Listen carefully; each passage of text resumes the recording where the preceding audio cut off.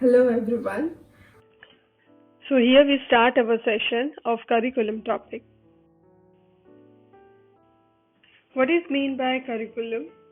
Curriculum is a systematic arrangement of the sum total of selected experiences planned by a school for a defined group of students to attain the aims of particular educational program. This definition is given by Florence Nightingale International Foundation. The word curriculum means for specific educational program. We are planning academic content which taught in a college to the students to update their knowledge, right? Now let's start with the models of the curriculum. In this section, the curriculum topic, there are 4 models, right? Models of curriculum. The first one is behavioral objective model. Second is Stenhouse process model. Third is Lawton's cultural analysis model. Fourth is Beattie fourfold model. One by one we will look this model, right? In this first model, behavioral objective model, right? This model was developed by Russ Taylor in 1950. He focuses on practical applications, right? According to him, learning can be enhanced by what we have to teach. We have to select the answers, right? He identified 4 fundamental questions.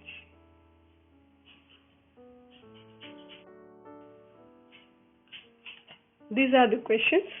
According to him, we have to answer these questions and only then we can create a good curriculum. First question, what educational purposes should the school seek to attain, that is its objectives? Second question, how can learning experiences be selected which are likely to be used in attaining these objectives? Third question, how can learning experiences be organized for effective instructions? Fourth question is, how can the effectiveness of learning experiences be evaluated? Right? This is based on this model.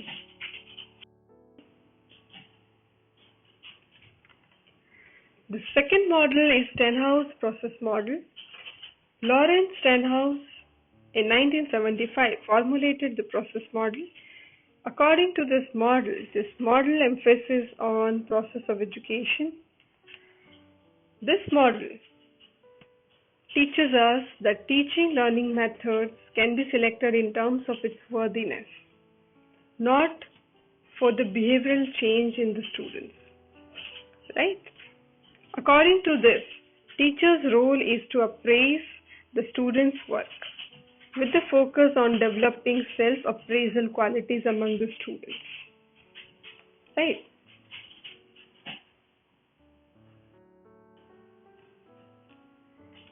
Third model is Lawton's cultural analysis model, right? Lawton's model is given by Lawton in 1983. His main focus is on culture because culture is most important aspects of our society and the future generation. Culture is defined as the holistic way of life of society, right? So according to him, cultural analysis is the process by which a selection can be made to develop or to plan a curriculum.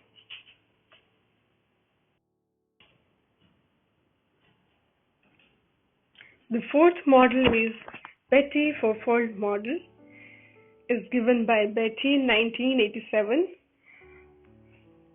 According to this model, there are 4 fundamental approaches, right? The first one is curriculum as a map of key subjects. In this, we have to map out the key subjects in the nursing curriculum, right?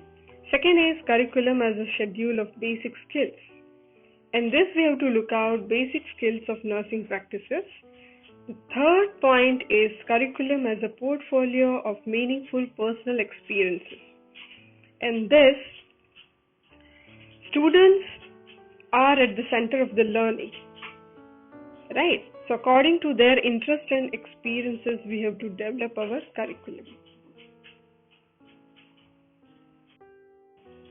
Now, curriculum planning and the development. How we are planning the curriculum and how we are developing the curriculum, right? It includes the steps. First is levels of curriculum planning. Second, elements of curriculum planning.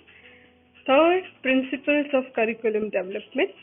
Fourth, steps in curriculum development. And fifth, factors influencing curriculum development. So one by one we will see these topics.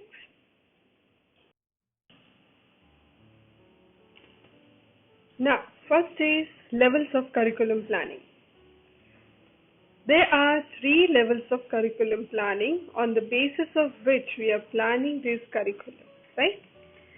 The first is societal curriculum, second institutional curriculum, third is instructional curriculum. In the first step, societal curriculum. This type of curriculum is planned by the experts outside the educational institution and who are legally appointed to plan a curriculum for the students. Right, for example, in nursing education, this type of curriculum is planned by Indian Nursing Council, National League of Nursing Education, etc. These societal curriculum helps us in achieving the uniformity and standardization of the nursing education. This also refers as official type of curriculum as this is created outside the institute from the selected governing authority, right? The second is institutional curriculum. This type of curriculum is prepared by the faculty of the institute for a particular group of students for a definite period of time, means all the concerned faculties from specific subjects plan the course together for their students. The institutional curriculum is synonym with the actual type of curriculum, right? The third is instructional curriculum. This type of curriculum is prepared by the individual teacher at the instructional level to give the broader knowledge for a specific topic or a course. This is the difference between these 3 levels, right? Now look here, what are the elements of curriculum planning? Number 1, planning. Planning for a specific area of knowledge which we want to acquire. Second, planning various courses, right? Various subjects. Then third one, unit planning. We have to plan for a unit. Right, in the subjects we are planning different units. Then fourth step is lesson planning. In the unit also, the specific topic we are selecting and on that we are planning the lesson.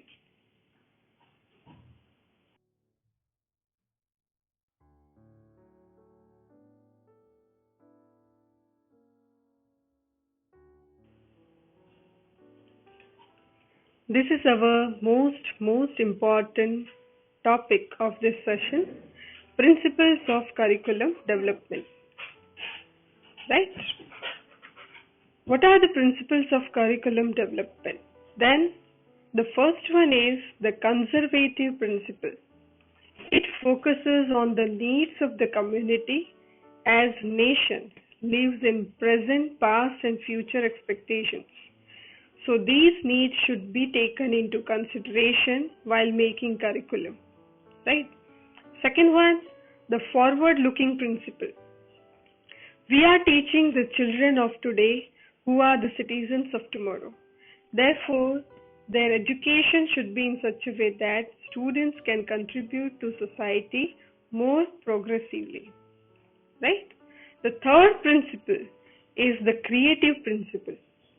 The curriculum depends on those activities which are creative and constructive for the students, right? The fourth one is principle of totality. The total learning experience and the learning opportunity should be well planned And for developing a curriculum, the total teaching learning activity needed throughout the course should also taken into consideration. Okay. The fifth principle is the activity principle. The curriculum should involve activities and experiences for the students. It should not be based on only knowledge and facts. Okay. The sixth principle is principle of preparation for life. This is the most important point. The curriculum should be in such a way that the students fulfill his or her responsibilities when he or she becomes an adult. The seventh principle is the principle of connecting to life. The subjects which are included in the curriculum should be linked with some actual life situations so that it will be easy to work in a real world. Right? The eighth principle is child-centered curriculum. The curriculum should be child-centered. It should be according to his age, educational level, needs, etc. Okay. Now, the ninth principle is principle of integration and correlation. When we are developing the curriculum, we should keep in mind that subjects and content of every year should be interlinked with each other, right? This will make the integration and correlation successful.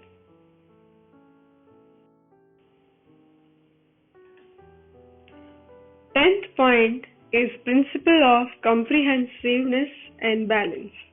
The curriculum should be framed in such a way that it focuses and gives learning of every aspect of life, whether it is economic relationship, social activities, occupations, etc. Right? The 11th one is the principle of loyalties. The content of the curriculum should be true, which gives the sense of loyalty to the family, the school, the country, and the international community. Right. The 12th principle is principle of variety and flexibility. Variety, it means different kinds of activities should be provided in learning and teaching activities. Curriculum should be flexible to do the necessary modifications when needed. Right? The 13th principle of connecting to community needs. Curriculum development should fulfill community needs, for example, lifestyle of the people, cultural background, etc. 14th is principle of connecting with social life. Human beings are social animals. Students should learn other subjects connecting sociology to for living well-adjusted life in a democratic society. Right? The other principle is training for leisure. It should include co-curricular activities, relaxation time, library utilization, etc. too. Right? 16th, principle of core or common subjects. Common subjects for upgrading knowledge should place in the curriculum. Right? 17th, the principle of all-round development of body, mind and spirit. It means all kinds of experiences should be provided to the students so that they develop their future full potential. Right? 18th is principle of democracy, secularism and socialism. A curriculum should teach the child about democratic, secular and socialist state. Right? Other is principle of dignity of labor. It means it should help the students to develop a positive attitude towards all kinds of jobs in addition to the white collar ones. Dignity of the work should be maintained. Right? Next is principle of character building. It helps the students to promote human and social values. So these are the principles of curriculum development or planning. Right?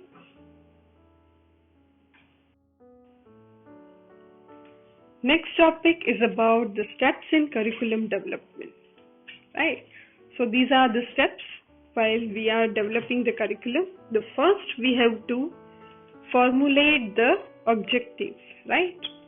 Second, we are selecting the learning experiences which we are providing to the students. Third, we are organizing the learning experiences in an effective way, right? The fourth step, then we have to evaluate the curriculum, right? These are the steps for the development of curriculum planning.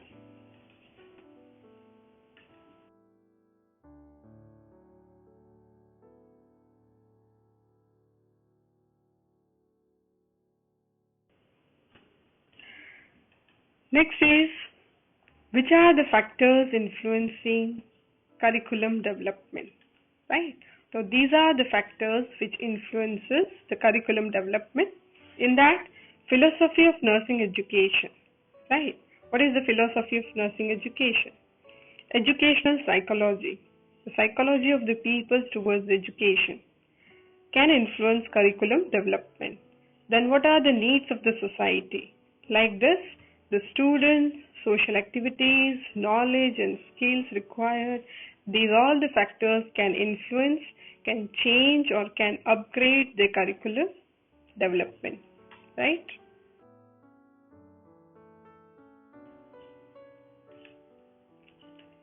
In the curriculum implementation, the curriculum committee members are changing and deciding about the curriculum or the syllabus, right?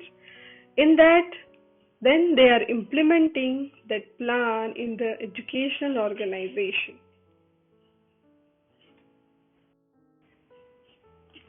Next is how successfully we can do the evaluation of the curriculum which we have developed, right? In that, the evaluation of 5 M's is done. First is men, second money, third materials, fourth methods, fifth minutes. The first men, in that we have to check whether the curriculum has been organized and implemented properly by the faculty members or not. The second money, in that we have to check whether money meant for curriculum development is utilized properly or not. Third, materials. For this, check about the textbooks, literature needed for the studies are printed well or not. Fourth is methods. Check whether teaching learning methods planned in a curriculum are appropriate or not. Right? The fifth, minutes. Whether adequate time is given for the theory and practicals in each courses, for example, medical surgical nursing, mental health nursing, etc. So these are the points on which we have to evaluate our curriculum.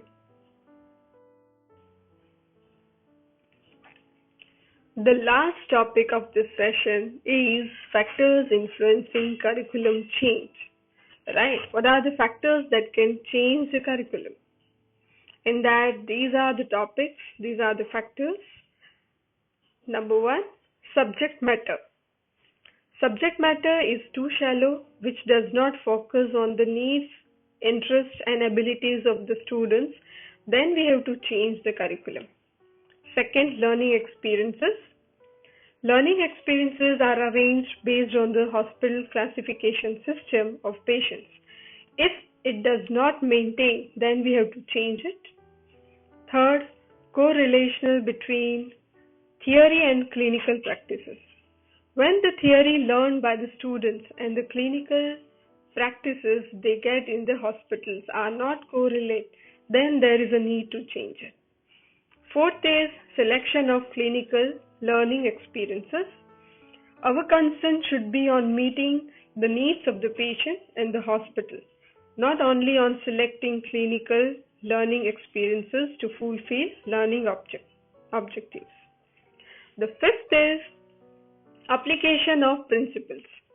The principles of cultural, psychosocial, legal, and ethical aspects of care should be included, which are often forgotten. Sixth, individual learner and students, right? At last, it should be focused on the students in making choices and realizing their responsibilities. So these are the factors that can change the curriculum development and the whole syllabus, right?